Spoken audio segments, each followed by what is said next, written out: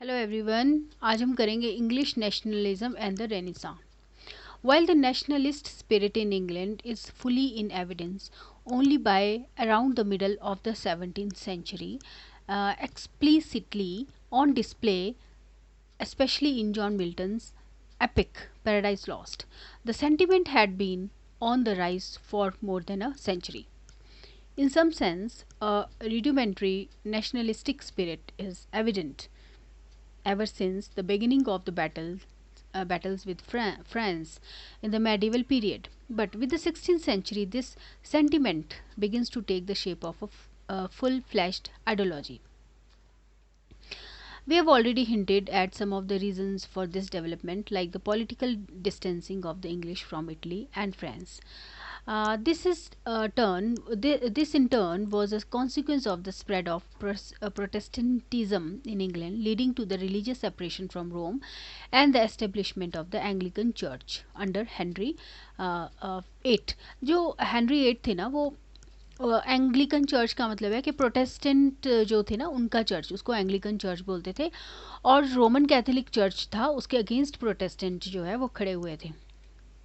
और Henry eight जो थे वो उन्होंने वैसे तो वो रोमन कैथोलिक चर्च को मानते थे, लेकिन वो जो थे उनका बेटा कोई नहीं था, तो वो चाहते थे अपनी वाइफ से डाइवोर्स लेना, है ना. तो उनको जो है डाइवोर्स नहीं लेने दिया गया था कैथोलिक चर्च के द्वारा.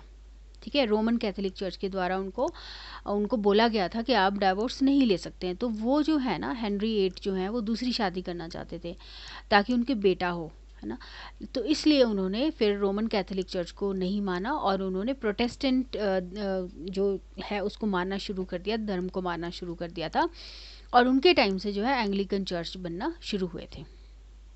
Thus, English nationalism from its very inception had been closely allied to religious sentiments. Unlike the subsequent emergence of nationalisms in the European countries, which followed rather than preceded the process of secularization of society and the separation of religion and state. Since the separatist religious agenda of Protestantism in England was intimate to the formation of a separate English national identity, and since the spread of Protestantism had been primarily through and among the emergent merchant and trading class, and in the new in the national in the new class, the nationalism that emerged was itself very middle class in its roots.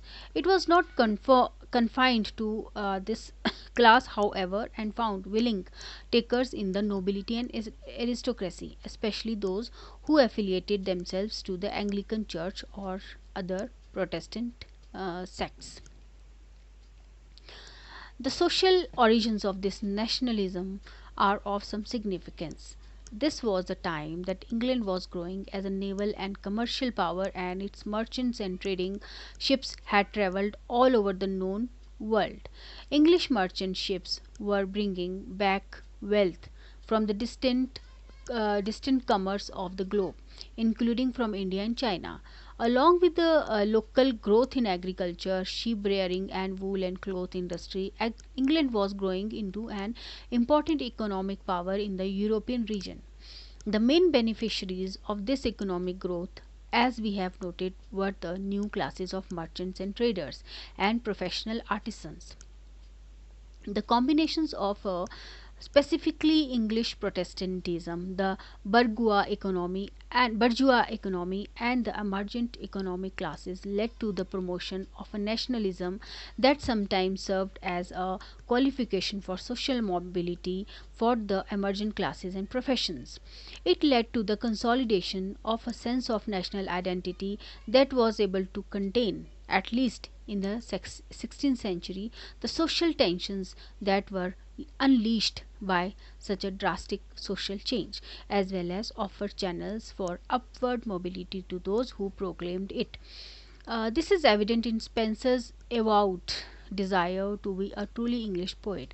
It is then this English nationalism that spurred him, as well as other less able poets, to attempt the first truly English epic, a task that was ironically fulfilled only when that very nationalist ideology was set was threatened in the next century by John Milton. It was the later attempts of the English monarchy to return to the Catholic fold in the 17th century that led to the tearing of the ideological fabric of nationalism and a civil war that lasted for 2 decades.